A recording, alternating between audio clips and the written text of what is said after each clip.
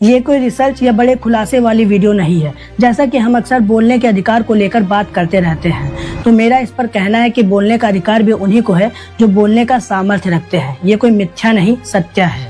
जैसे भी ऐश्वर्या राय ने मोदी जी के सामने कहा कि एक ही जाति है, मानवता की जाति, और एक ही धर्म है, प्रेम का धर्म, एक ही भाषा है, दिल की भाषा।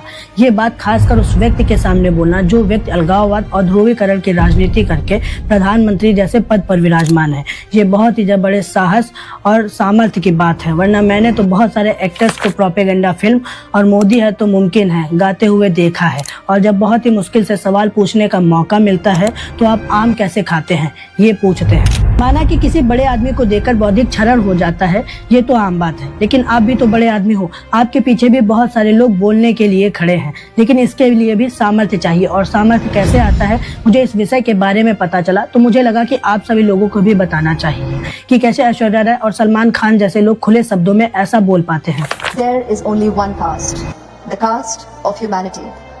There is only one religion, the religion of love.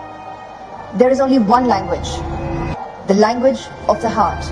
जैसे भी ऐश्वर्या राय जी सत्य साईं बाबा जी के शताब्दी समारोह में गए हुए थे और उन्होंने वहां पर पीएम मोदी जी के मंच पर ही ये शब्द कहे। ये न केवल एक संदेश था बल्कि मौजूदा माहौल में बेबाक चुनौती भी थी, बिना किसी को सीधा निशाना बनाते हुए। ऐसे ही सलमान खान का एक पुराना किस्सा है। 2014 गुजरात के चुनाव के दौरान उन्होंने अहमदाबाद में पतंग उड़ाते हुए मोदी जी के सामने कहा था कि अगर आपको लगता है कि मोदी जी अच्छे हैं तो आप मोदी जी को वोट दो, लेकिन मेरी कॉन्स्टिट्यूएंसी के लिए बाबा सिद्दीकी ही बेस्ट कैंडिडेट हैं, इसीलिए मैं तो बाबा सिद्दीकी को ही वोट दूंगा। देखिए, यहाँ तक के एक सवाल होता है वोट देने का एक सवाल होता है। हर एक कॉन्स्टिट्यूंसी के हिसाब से वो वोट दी जाती है। जो बेस्टमैन है आपके लिए उस कॉन्स्टिट्यूंसी के अंदर, आप उसके लिए वोट दीजिए। आपके लिए कौन है बेस्टमैन यहाँ पर? आपके लिए मोदी है, आपके लिए मोदी साहब यहाँ पर है बेस्टमैन। हमारी जो कॉन्स्टिट्यूंसी है बांद्रा, यहाँ पर मेरा कर्तव्य होता है कि मैं जाके वोट दूं, वहाँ पर वो है बाबा सिद्दीकी और प्रियदर्शन। किसी लीडर के सामने ये कह देना ये बताता है कि सच्चा साहस क्या होता है, और साहस कहाँ से आता है इसका सीधा सा जवाब है उनका पैसा और आप सभी लोग। क्योंकि सलमान खान और ऐश्वर्या जी के पास उनके पैसे के साथ साथ जनता का पावर भी है, और ये बात सत्य है कि जनता को देखकर साहस मिलता है। जब मुझसे लोग पूछते हैं भाई मैं भी सच्चाई दिखाना चाहता हूँ, मैं भी बोलना चाहता हूँ, कोई दिक्कत तो नहीं होगी, धमकियाँ तो नहीं आती हैं, तो आज का मुद्दा यही है कि आप डील कैसे करते हो, आपके बोलने का तरीका कैसे है। जैसे कि ऐश्वर्या राय जी ने बात बोली, सबसे पहले उन्होंने मोदी जी के सादा चरण स्पर्श किए और फिर बाद में उन्होंने टांग पकड़कर खींच ली।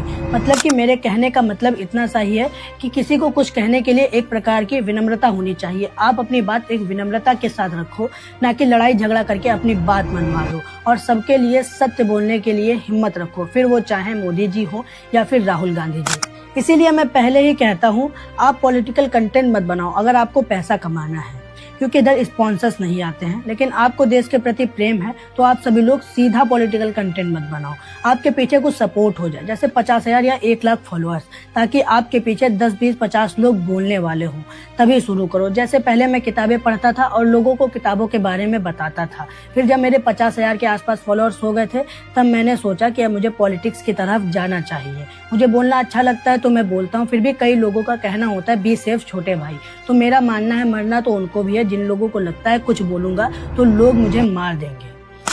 तो कुछ बोलो, अगर कुछ नहीं बोलोगे तो कहीं ना कहीं से नुकसान तो आपका ही है, क्योंकि सरकार का काम है देश को लूटना और आप सभी लोगों का काम है लुटते हुए देश को बचाना। इसमें आपकी जिम्मेदारी सरकार से बड़ी है।